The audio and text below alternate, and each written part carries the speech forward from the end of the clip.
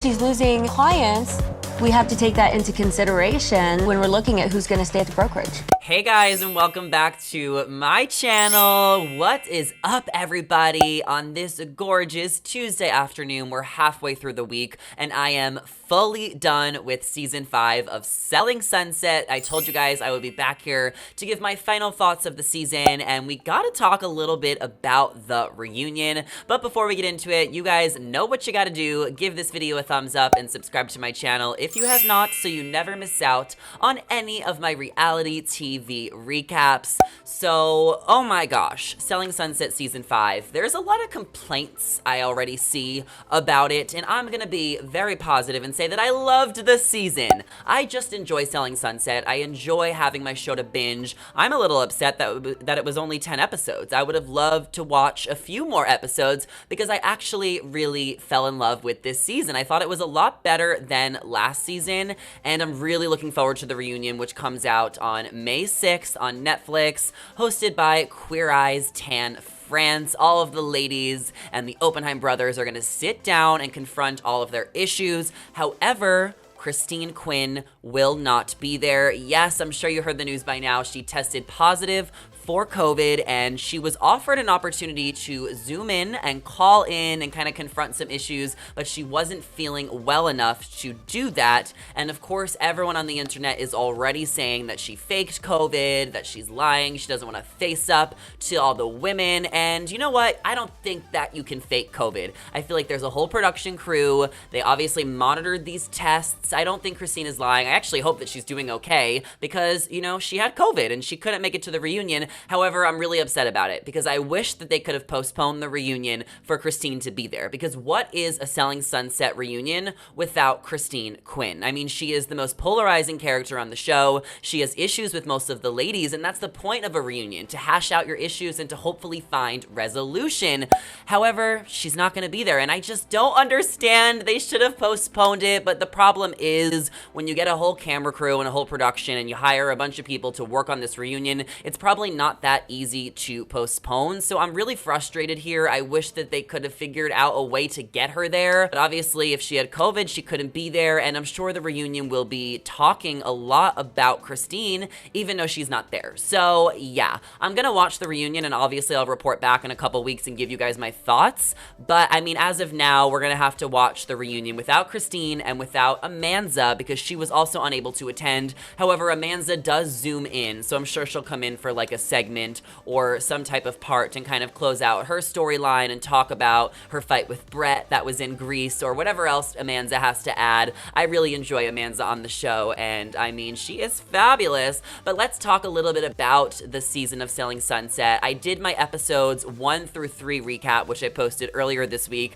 but I guess now we're talking about episodes 4 through 10, so there is a lot to cover, but obviously I'm only going to talk about the highlights. I want to start with Chelsea, who I really enjoyed this season. I'm honestly surprised that more people didn't gravitate towards her because I thought she did a really good job about coming in, being the new girl, being the black British Bobby. I thought she was fabulous. All of her outfits were on point, and I mean, she brings such fresh, vibrant, classy energy to the mix. I loved her tea party, and she did a really good job being Christine's friend and also like getting along with the other ladies, because last season, Vanessa, who was the new girl and Christine's friend, I felt like had no business being, you know, the center of the drama, going back and forth, being Christine's mouthpiece, while Chelsea was able to do a really good job at defending Christine and speaking for her, while also like integrating her way into the group with the other ladies. So I really enjoyed Chelsea this season. A little interested to see how she got the front seat next to the host at the reunion, because we know how coveted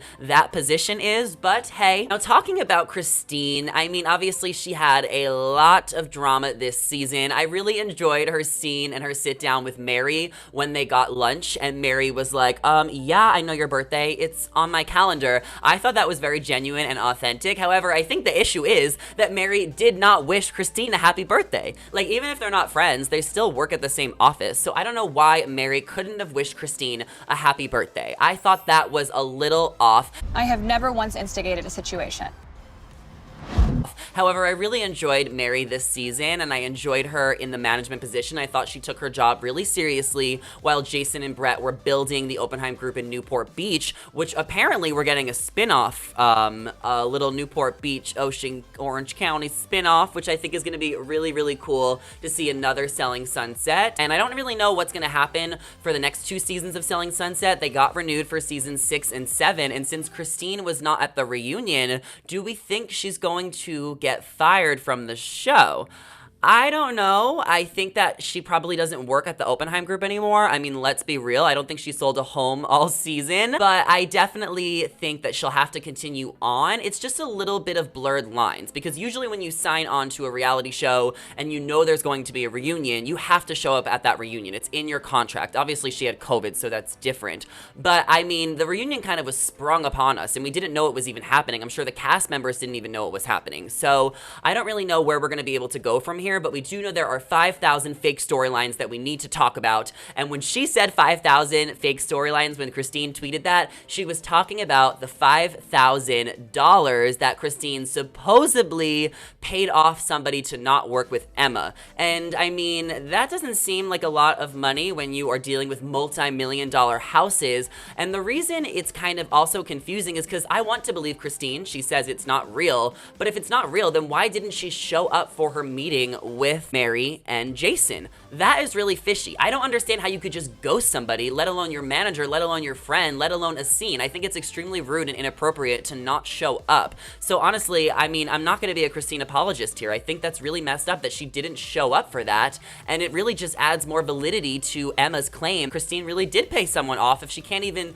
be there to show her side of the story. So I wonder what is going to happen at the reunion. I hope that Emma really doubles down and it isn't a fake storyline, because it's just really upsetting that, you know, somebody would even pay someone at their own company to not work with someone. It just doesn't make sense, and I really hope that Christine isn't this vile, you know, vindictive person that they're all claiming her to be, because it's just so confusing what's real and what's not real on this show. I mean, I like to kind of be naive and watch Selling Sunset thinking it's all real, even though I know it's a reality show, just because it's fun and just like whatever. But I mean, there is a lot of fake storylines this season, and we have to talk about CHRISHELL and Jason, which could be the fakest storyline of them all. They never looked good together from the beginning. The whole relationship just seemed a little sticky and shady, and on the finale when they supposedly broke up because Jason decided that he didn't want to have a kid, why didn't they film the breakup? Why did they never film the doctor's appointments that CHRISHELL was going to? I would never question, you know, her journey with motherhood and her going to the doctor, so I'm not going to say that's fake, but I think it's a little fishy that they never filmed the scenes of them going to the doctors, and they never filmed the breakup. You know, on the final episode, we saw CHRISHELL telling Emma that her and Jason decided to part ways, and then we saw Jason telling Amanza and Mary about the breakup, but we never got to see it. So I'm really excited to see at the reunion them talk a little bit more about it.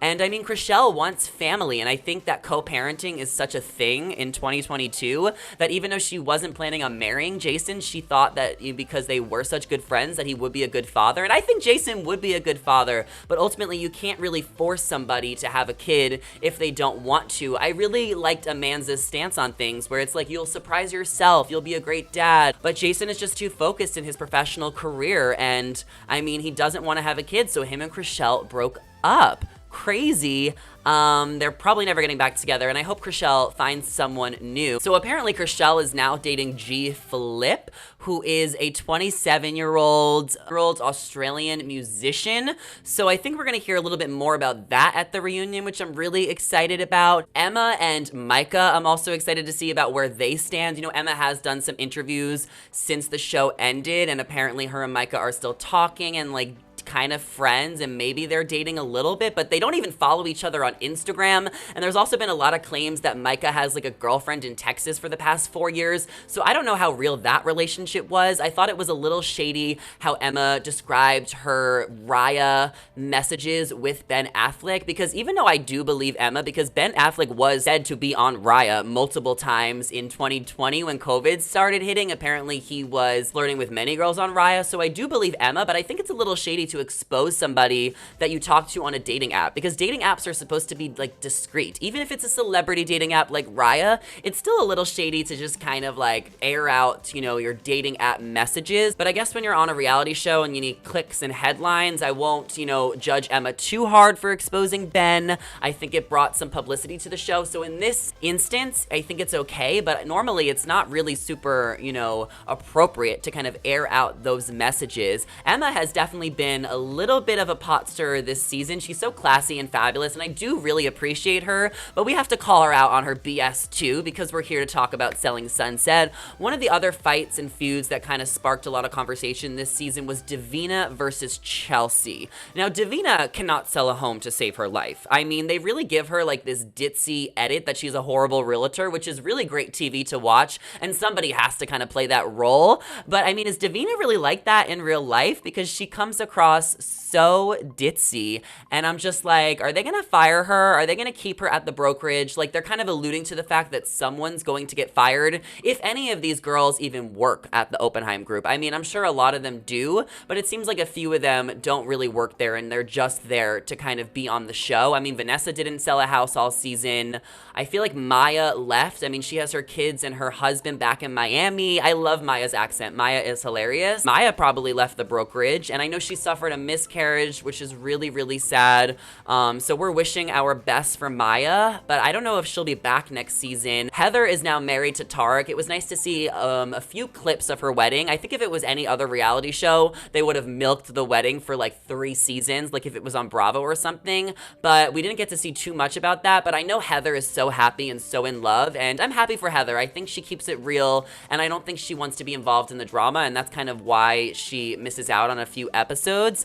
But I mean, overall, I think the season was really, really good. I enjoyed it. I need more. I'm excited to see what happens at the reunion May 6th, and I will be back here to dish all about it and talk about it with you guys. So let me know in the comments your favorite moments from Selling Sunset Season 5 and what you're most looking forward to seeing at the reunion. Before you guys go, don't forget to give this video a thumbs up and subscribe to my channel, and I will catch you guys with more Selling Sunset tea after we get the reunion on Netflix. So I hope you guys all have a great rest of your week and your weekend, and I'll talk to you guys later. Bye!